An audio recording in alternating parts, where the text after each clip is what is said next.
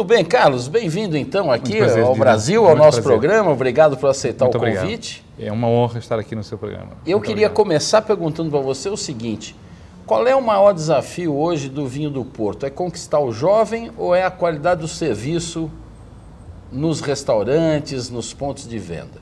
Edu, eu acho que você pega aí em duas questões que para nós são importantes. Colocar num prato da balança qual seria a mais importante é difícil. É muito importante para nós, hoje, a estratégia que o Instituto tem seguido em todos os mercados... Vamos fazer um brinde aqui com o nosso rejuvenescer... Muito saúde. Saúde. É rejuvenescer, de facto, um pouco a imagem, tentando captar públicos mais jovens para a bebida. Mas também, e isso é mais, não deixa de ser menos importante, que é a questão do serviço na restauração, seja em Portugal, seja nos países onde o vinho do Porto é comercializado, esta questão do serviço é cada vez mais importante. O vinho do Porto deve ser bebido como um vinho, não é o vinho da Páscoa, não é o vinho do Natal, é o vinho que a gente só oferece, é um vinho que deve ser tomado e para isso existem inúmeros momentos de reflexão, momentos de tranquilidade, momentos gastronómicos sobretudo, em que o vinho do Porto pode ser bebido e saboreado. Agora você me diz o seguinte, nós estamos aqui no Casserole, que é um endereço tradicional de São Paulo e que tem a competência e serviço do sommelier Tom, que é conhecido na cidade, e você então encontrou o vinho na temperatura correta. É verdade, foi uma satisfação para mim estar num restaurante que tem o cuidado de tratar de facto o vinho do Porto, colocando na adega, refrescando, para que ele possa ser tomado em toda a sua plenitude. Há pouco a gente conversava antes do programa e eu te dizia que o que é importante e porquê o vinho do Porto. Mas o vinho do Porto tradicionalmente é dito que o vinho do Porto deve ser tomado à temperatura ambiente. Isso não existe. Existe sim, é uma forma de o beber que é importante porque é um vinho com 20% de álcool e a partir de 18 graus é o álcool que predomina. Você não vai tirar partido da bebida se não refrescar, se não refrigerar o vinho ligeiramente. E foi uma satisfação encontrar... E ainda mais num país como o Brasil que tradicionalmente ao longo do ano é muito quente. Os diferentes tipos de vinho do Porto, consoante, o branco, mais frio, obviamente, aquele que a gente tira da geladeira e pode tomar. Os rubis, por serem vinhos mais jovens, mais tânicos, uma temperatura um pouco mais elevada, entre os 14 e os 16 graus, e os tawnies, porque são vinhos já oxidados e que são vinhos mais complexos, mais cheios na boca, aí nós aconselhamos que ele possa ser servido entre os 12 e os 14 graus. A partir daí, enfim, é o nosso gosto no copo, a temperatura vai subindo ao nosso gosto. Carlos, é muito me diz importante. O seguinte, qual é o estilo de Porto que mais se consome hoje no Brasil? No Brasil estamos com os vinhos do Porto, nós temos duas grandes categorias. Os vinhos de categorias especiais são aqueles de maior valor acrescentado. O Brasil ainda é um mercado que consome vinhos do Porto mais standards. O Tawny e o Rubi são aqueles que lideram o mercado brasileiro. De venda, né? O que tem sido importante registrar, e vamos ter a oportunidade certamente de falar isso, é que cada vez mais os vinhos do Porto de melhor qualidade, os vintage, o LBV, os Tawnies de idade, começam a chegar e começam a crescer de importância no mercado brasileiro. É natural isso, porque a pessoa começa a gostar de Porto, ele vai melhorando e não sai nunca mais. É igual ouvir música clássica. Depois que você começa, você não abandona. As pessoas vão subindo o degrau em termos de qualidade. É normal que os vinhos com melhor custo-benefício sejam aqueles que estão mais presentes até nos pontos de venda, nos supermercados, nas lojas de vinhos, mas hoje o Brasil também é conhecido por, e sobretudo os importadores, de quererem trazer para o mercado de uma forma muito rápida os vinhos mais qualificados. O Brasil, aliás, abrindo um pouco esta questão, desenvolvendo mais, é dos dois únicos mercados que no mundo inteiro, não é um ranking dos 20 principais mercados, onde nós exportamos ou comercializamos o vinho do Porto, o Brasil foi dos dois únicos que cresceu o ano passado. Olha que interessante isso. O Porto, o ano passado, teve uma ligeira quebra, enfim, os dados disponíveis dizem isso mesmo, a crise financeira e económica internacional, que teve o seu reflexo, sobretudo no segundo semestre, contribuiu para isso. O Porto, o ano passado, a nível global, a nível mundial, pela primeira vez, não conseguiu atingir aquela fasquia mítica que eram as 10 milhões de caixas que nós vendemos em todo o mundo. 10 milhões ou 120 milhões de garrafas. Ficamos muito perto, mas de qualquer forma houve um decréscimo de cerca de 5%. O Brasil, ao contrário, em perfeito contraciclo, e acompanhando o ritmo dos últimos 5 anos, o Brasil cresceu quase 10% em volume e mais de 8% em faturamento. Isso é muito importante, até porque se nós compararmos os últimos 5 anos, o Brasil mais do que duplicou a importação de vinho do Porto. Poxa, uma boa notícia. 1.400.000 garrafas chegaram ao Brasil no ano passado. É bastante, então. Porque há 5 anos não chegavam a 600.000, portanto, mais do que dobrou nos últimos 5 anos. Acho que isso tudo também faz parte do empenho do trabalho do Solar, né? O Solar que tem o Zé Maria Santana, que eu adoro, Zé Maria Santana, do assunto. O Zé Maria Santana, para além de ser um amigo, é uma pessoa que em São Paulo, conjuntamente com o Guilherme Rodrigues em Curitiba, tem desenvolvido, tem ajudado, são os nossos embaixadores, o Guilherme também, isso mesmo. Embaixadores que no Brasil nos têm ajudado pelos seus conselhos, pela sua experiência, pelos seus contactos, a desenvolver e a divulgar o vinho do Porto. Eu gostava de mandar um abraço aqui ao Zé Maria Santana e também ao Guilherme Rodrigues por todo esse trabalho que tem sido feito. Um trabalho desinteressado e que nos honra muito poder contar com eles, não só como amigos, mas neste trabalho, né, nesta promoção do vinho do Porto. Ô Carlos, você pode adiantar alguma coisa das atividades que em 2009 o Solar vai fazer aqui no Brasil? Olha, o Instituto e o Solar, este ano, nós começamos na semana passada uma jornada que eu considero bastante satisfatória. Ainda por cima tenho o prazer de estar aqui. Começamos em Curitiba com uma prova no Hotel Pestana.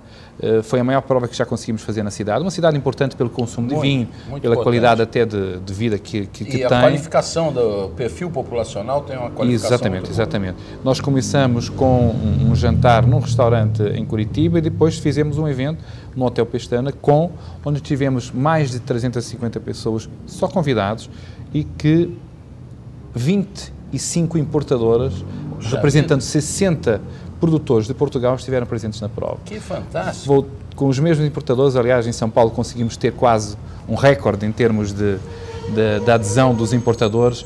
Um parênteses, os importadores também são, conjuntamente com as empresas, os grandes responsáveis por este trabalho de crescimento do Brasil. Há que ter uma palavra de apreço, porque não encontro paralelo em outros países, até com mais importância que o Brasil, em termos de apoio, o empenho dos importadores nas nossas atividades. Isso é muito importante. Eu gostava de deixar aqui, de registrar com toda a clareza este papel importante que os importadores têm. E agora, ontem em São Paulo, que tivemos o privilégio de contar com a tua presença, que foi uma ação no Hotel Unique, fantástico, que também em termos da adesão do público superou todas as nossas expectativas. Fantástico. Estava mais lotado. De 400 pessoas participaram mesmo, ontem no Hotel Unique. Estava lotado. Todas cadastradas. Eu saí da palestra do Cabral, quando eu fui visitar os estandes, era impossível. Foi uma grande satisfação. Tivemos a oportunidade não só de mostrar com os tais 28 importadores, 60 empresas de vinho do Douro e do Porto, portanto, é um evento muito direcionado, totalmente focalizado nos vinhos da região demarcada do Douro, e para além disso, as duas provas, que sei que o Didu só teve a oportunidade de vinhos, apresentação mais dirigida para jornalistas, para líderes de opinião, onde nós tivemos a oportunidade de apresentar 15 grandes tops vinhos do Douro e depois fechamos com chave de ouro, com uma prova harmonizada de vinho do Porto, que foi orientada pelo José Maria Santana e com uma criação, é autenticamente isso, criações de doces feitas pelo chefe Henri do Levan Patisserie. Foi de facto um momento único que acho que as pessoas que participaram da prova tiveram o privilégio, né, de degustar diferentes tipos de vinho do Porto com diferentes sobremesas. Foi Carlos, fantástico. Eu ia te perguntar o seguinte, esse sucesso que o vinho, apesar de sempre ter havido vinho tranquilo no Douro, o sucesso recente, que é uma coisa de 10 anos para cá, e fabuloso sucesso no mundo todo, no Brasil especialmente, os brasileiros adoraram esses vinhos tranquilos do Douro. Isso corre o risco de se ameaçar um dia dos produtores preferirem fazer só os vinhos tranquilos do que o do Porto? Porque o Dirk Nieport, por exemplo, já me falou que ele produz muito mais vinho tranquilo do que Porto. Bom, as razões que levam a isso, primeiro, respondendo à questão mais pertinente, que é, não há risco. Estou em crer que nos próximos anos não há nenhum risco. Meus netos vão tomar Porto, vai haver Porto. Estou seguro que sim, e os meus também, certamente. O que eu digo é, de facto, o vinho do Porto tem... A entrada de um produtor no negócio do vinho do Porto é algo que exige algum arrojo, algum estofo, porque você só pode vender um terço daquilo que produz, é uma regra... não se pode vender. Exatamente, é uma regra antiga, a lei do terço, ou seja, é 33 algo em vão que... ficar guardados. Exatamente, é um apelo, digamos, é um incentivo a que os vinhos sejam envelhecidos. O vinho do Douro é um vinho que, ao fim de um ano, menos que isso, pode estar sendo comercializado. No Douro, na região da Marcada do Douro, como você sabe, conhecendo a região, não há condições de produzir em grande escala no Douro. É verdade. A grande escala no Douro será uma microescala a nível mundial. Por isso, o que tem acontecido hoje, não só com o investimento em termos tecnológicos, em termos de viticultura, em termos de enologia, em termos até de conhecimento dos próprios técnicos que trabalham a vinha, é trazer para o mercado autênticas preciosidades, no caso do vinho do Douro, que tem tido um reconhecimento internacional. Sendo certo que alguns destes ícones, destes produtos bandeira, são produtos muitas vezes com 2.000, 3.000, não mais de 5.000 garrafas. É pouca coisa. Portanto, de facto, são produtos bandeira com um reconhecimento internacional pelos grandes especialistas e críticos de vinhos internacionais, mas ainda são pequenas quantidades. É certo, e como o Didu diz muito bem, que tem havido um crescimento crescente. Qualquer hoje produtor no Douro que produz vinho do Porto também está entrando no vinho do Douro, mas acho que a fasquia tem sido cada vez mais, e o Instituto também tem contribuído para isso, porque é a entidade que, ao fim e ao cabo, certifica o produto, elevar a fasquia da qualidade. É importante, nós temos que deixar, como eu digo, não há condições de produzir em escala no Douro, por isso a nossa aposta tem que ser a qualidade. Quer no vinho do Porto, cada vez mais, sinal, com origem secular, e também nos vinhos do Douro, que tem um reconhecimento mais recente. Carlos, nosso tempo é muito curto. Para encerrar, uma última pergunta. O mercado brasileiro ficou estarrecido de saber que o Instituto deu um selo para um vinho do Porto Rosé. Como é que isso foi possível? Como é que isso aconteceu? Uma vez que nunca existiu, não há vinho rosé Porto, né? Agora há. Como é que aconteceu isso? O vinho, concretamente o vinho que foi aprovado pelo Instituto, antes de mais, conviria dizer que é um vinho que obedece todas as características, toda a regulamentação que nós temos, que são internacionalmente reconhecida como bastante rigorosas, portanto, estamos na presença de um produto que, tecnicamente, enquadrava as características e o padrão do vinho do Porto.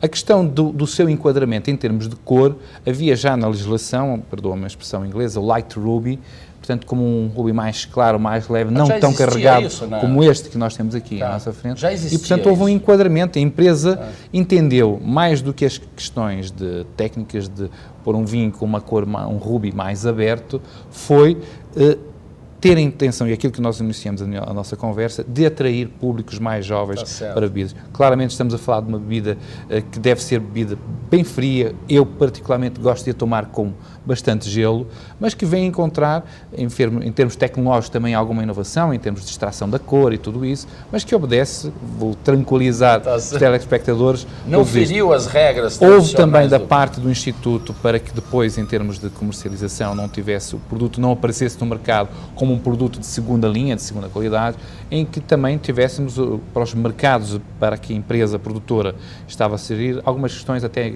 questões em termos de preço. Houve ali alguns acordos que foram importantes para o lançamento de bebida. Mas eu acho que o apelo hoje, quando nós falamos de vinhos há muitas bebidas que nós podemos, como hoje aqui no Brasil está sendo muito divulgado, o caipiporto, ou seja, fazer a caipirinha com vinho do Porto branco seco, incorporando as frutas deliciosas que temos, o morango, o abacaxi, uma bebida muito mais leve, que em termos de abrir o apetite para nós podermos tomar uma refeição, um almoço, um jantar, é muito agradável, tendo menos álcool. O Porto Tónico também, que tradicionalmente aqui no Brasil até é muito conhecido pelo Porto de Verão, uma bebida que, incorporando água tónica em partes iguais, também torna muito agradável. Carlos, eu queria agradecer aqui a tua presença, fazer um brinde. Muito obrigado, eu que agradeço. Aqui, foi uma honra estar no teu programa. Obrigado, muito obrigado. Gente, saúde. Olha, voltem para casa de táxi, cuidado com essa lei aí, hein? Saúde. Saúde também.